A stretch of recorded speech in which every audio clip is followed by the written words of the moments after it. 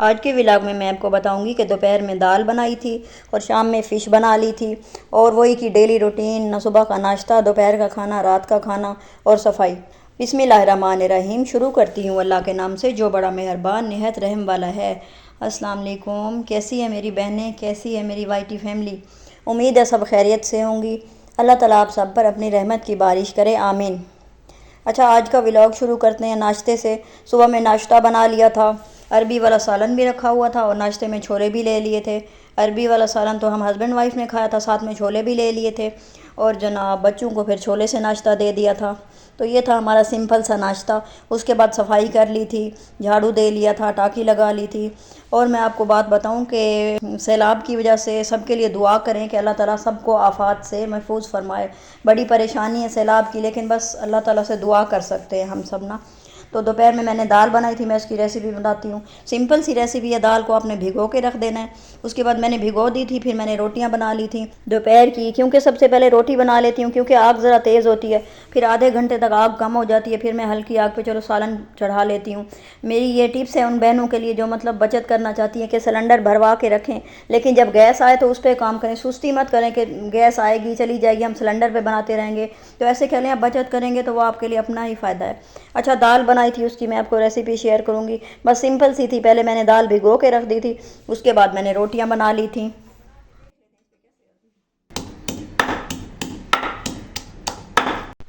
यहाँ पे एक टिप्स शेयर करूँगी, ये जैसे आप मिसाला पीसती हैं ना इसमें, तो ऐसे पीसती हैं तो आप चम्मच से निकाला करें, हाथ से मत निकाला करें। मैं अक्सर दफ़ा हाथ से निकाल लेती थी तो हाथ में जलन होती थी, तो इसलिए चम्मच यूज़ किया करें। ये छोटी छोटी आदत होती हैं जो हमें पता तो होती हैं लेकिन भूल जाती हैं। जब हमें कोई रिपीट कराता है तो फिर हमें याद आती है कि हमने करनी है। तो ये सिंपल सी रेसिपी है। ऑयल डाल लिया था, उसमें प्याज डाल लिए थे, लहसुन अदरक का पेस्ट डाल लिया था, उसके बाद टमाटर डाल लिए थे, सब्ज़ मिर्च डाल ली थी, फिर वही सिंपल से मिसाले, नमक, हल्दी और सूखा धनिया, गरम मसाला डालना चाहें वो भी डाल दें। इसके अलावा मैं चाइनीज़ साल्ट भी थोड़ा सा डाल देती हूँ ताकि टेस्ट अच्छा आ जाए। और बस दाल डाल देनी आपने, फिर पानी डालना है, उसे प्रेशर लगा लेना है। जब प्रेशर आ जाए बस उसके बाद उतार लें और दाल रेडी। अच्छा, जावेद शाह कह रहे थे कि फ़िश सस्ती हो गई है। वो इस वजह से कि सैलाब आ रहा है ना, तो हर बंदा अपना फार्म खाली कर रहा है, क्योंकि अगर नहीं करेंगे तो ज़ाहिर है सैलाब में नुकसान हो जाएगा, तो वो सस्ते में बेच रहे हैं। तो ये कह रहे थे मैं फ़िश लेके आऊँ, फ़िश काफ़ी सस्ती हो गई है। तो ये आप लोगों को लिए भी बता रही हूँ, मतलब कि सैलाब तो हर जगह आ रहा है, अल्लाह ताला सब पे रहमत करे, करम करे।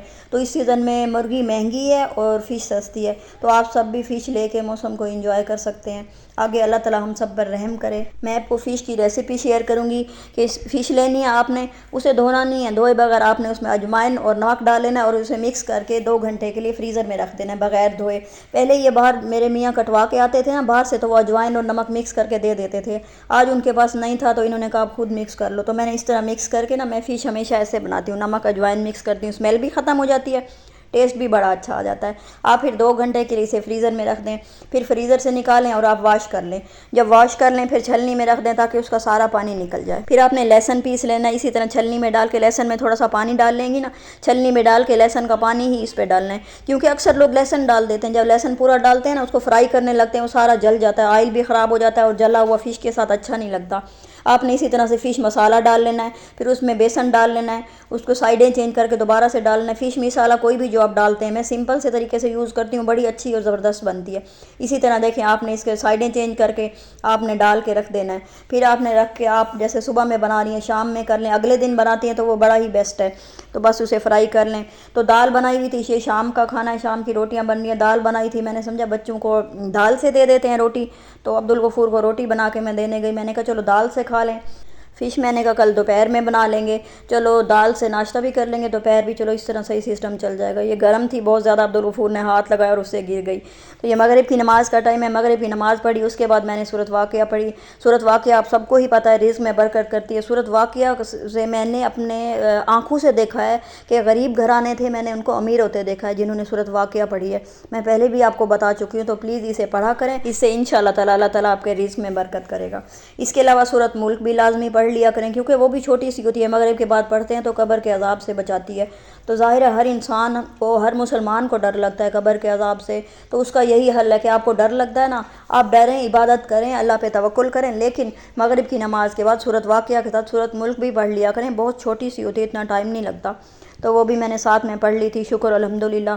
फिर ये फ़िश फ्राई कर ली थी, क्योंकि बच्चों ने कहा था नहीं हमने दाल नहीं खानी, थोड़ी थोड़ी रोटी खाई। बाबा आए और कह रहे थे नहीं हमने तो फ़िश के साथ ही खानी है। मैंने कहा चलो थोड़ी सी अब फ़िश बना लेते हैं, कल में दोपहर में या शाम में फिर खा लेंगे बाकी फ़िश। तो थोड़ी थोड़ी बना ली थी। इसी तरह सब ने अल्लाह का शुक्र किया था। ये देखें, महंगा रोए एक बार, सस्ता रोए बार बार। ये जो मैं सेल से लाई थी ना कंघी, अभी से टूट भी गया।